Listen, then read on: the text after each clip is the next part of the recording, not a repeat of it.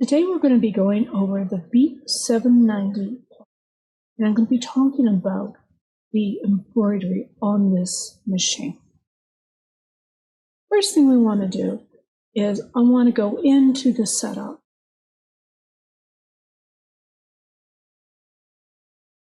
Now I'm in the setup. Let's first go into the embroidery setup. This first one deals with my upper tension. Typically it defaults to a 3 that we'll see when we go to the embroidery screen, but depending on the type of fabric you're using, you may need just to put it up or down a bit. Now these are breadcrumbs. It has actually shown me where I came from, so I can just touch loop and it goes back up one screen level. The next one is the speed. Now this machine is set at 1,000 stitches per minute. Now I can just drag that, or I can use the minus or the plus. Entirely up to you. I'll go back up a level. Let's talk about the hoop. Now it is wanting me to place my hoop on the arm. Very important with Bernina machines. Put the hoop on when it asks.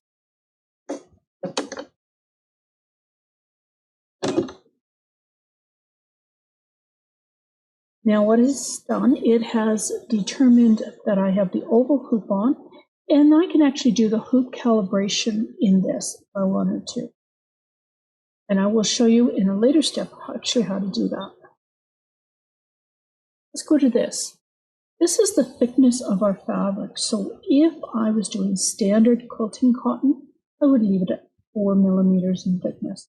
But say I was doing a terry towel or a heavy sweatshirt, I may want to move it up to 7.5 or 10. You just select the icon that you want.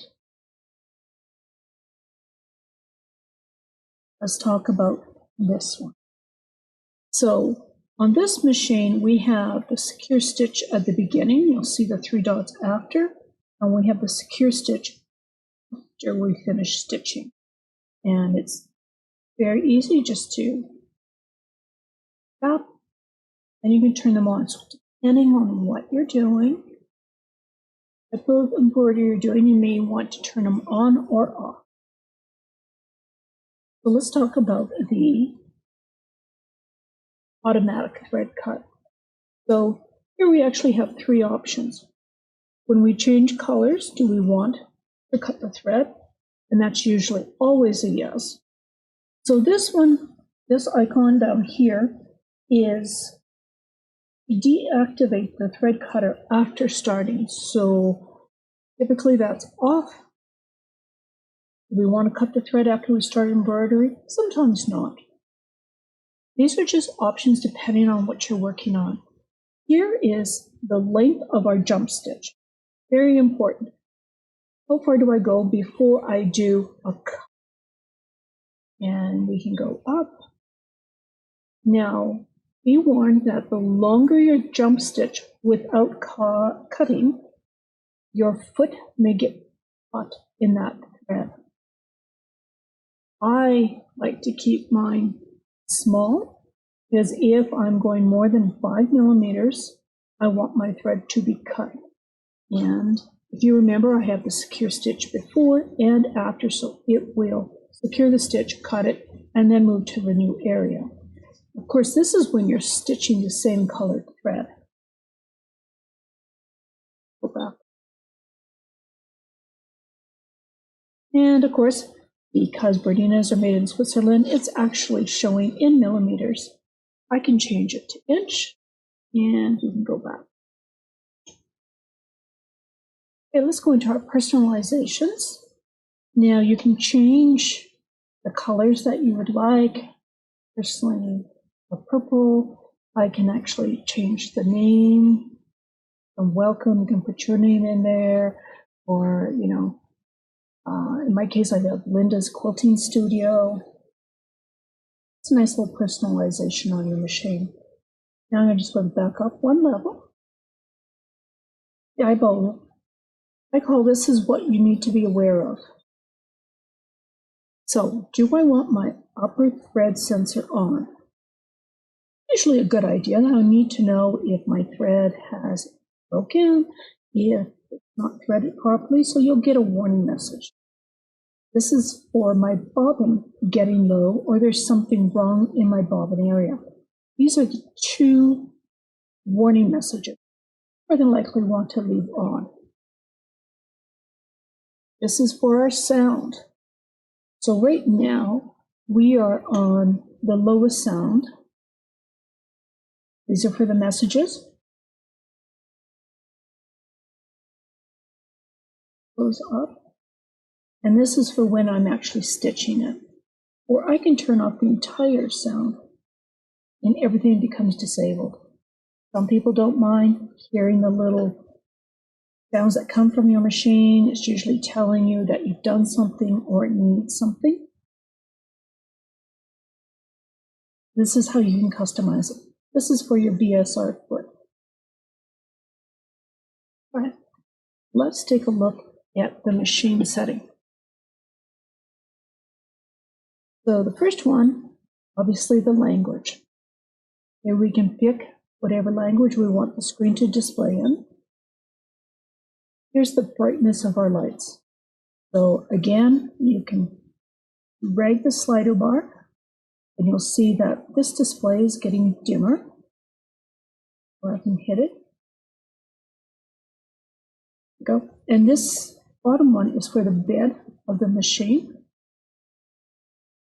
So sometimes if you're working on a specific type of fabric that you need to have the lights dim, this is how you do it.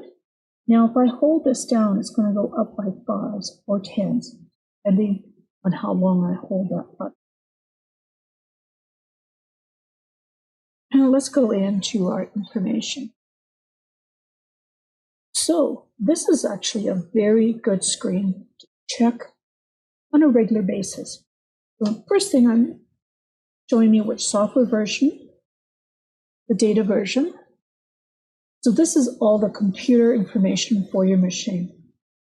Now Bernina will release new firmware updates. So you need to be checking the Bernina.com website to see if your machine requires an update, and it's usually copied onto a USB stick, stick it in, and you do the upgrade. Also, you have the serial number of the machine, which is very important. And here's something I always like to check, the total number of stitches.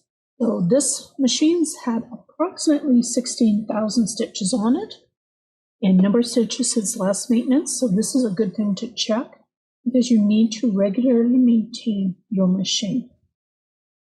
And this total number of cut cycles since last cleaning. So with the automatic thread cutter on here, there is regular cleaning that needs to be done, and your machine will show you how to do that. But I'm also going to show you this morning on how to do that. This is if you want to do a log out upgrade. So if I am doing a firmware update, I would just go through the steps on that. ID is the name of the machine. Obviously, your dealer would need that machine. Bernina may need it for registering it. So this is everything to do with your machine. Let's hit on the wrench. Again, the update icon shows in here. This is for oiling. Now, it runs a little video. It shows you where to oil your machine. These are high-speed machines, and it is essential that you take really good care of the bobbin and the bobbin area. It shows you how to do it. You can pause it so it has video controls and resume it. That way you don't have to find your manual in order to do it. This is essential for a good stitch on your machine. And if it starts sounding funny, you know that it's time to oil your machine. This is cleaning the thread catcher. So the procedure is online. Remove the presser foot and the needle. So I'm going to go ahead and do this right now. So we remove the presser foot, the needle, the feed ducts are lowered, and I have removed the stitch plate. What you need to do is tap on this Move the Thread Catcher Out. Now you can touch the automatic thread cutter. And what it does, it moves the thread cutter out. And you will see little bits of thread in here. I would just use my tweezers, clean them out.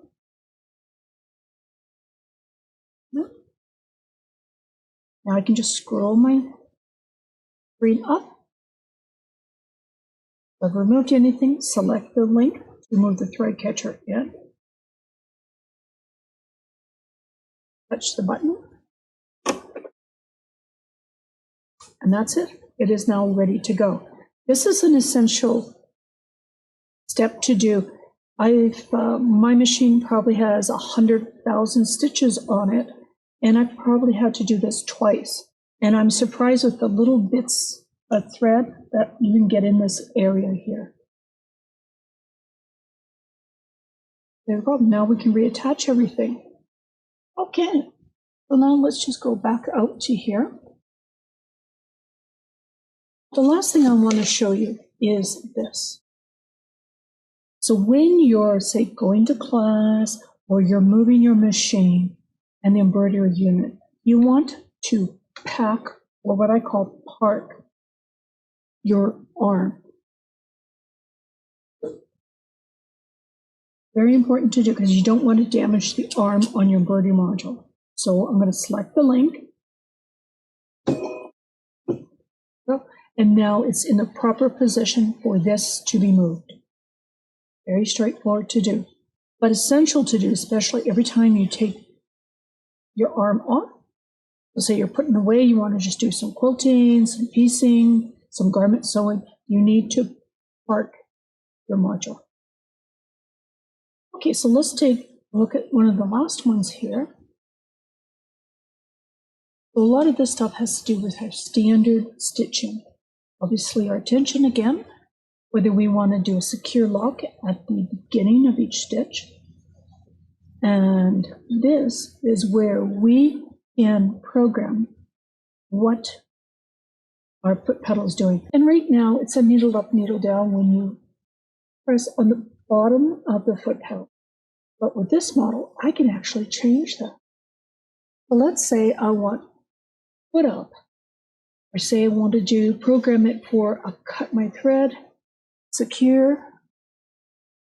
So if you're not too sure what an icon means, we can hit the question mark. Now what you want to do is hit the button that you have a question about. If I hit 4, that one will return it to the factory settings. Let's go back. Question mark. So this is setting securing stitches.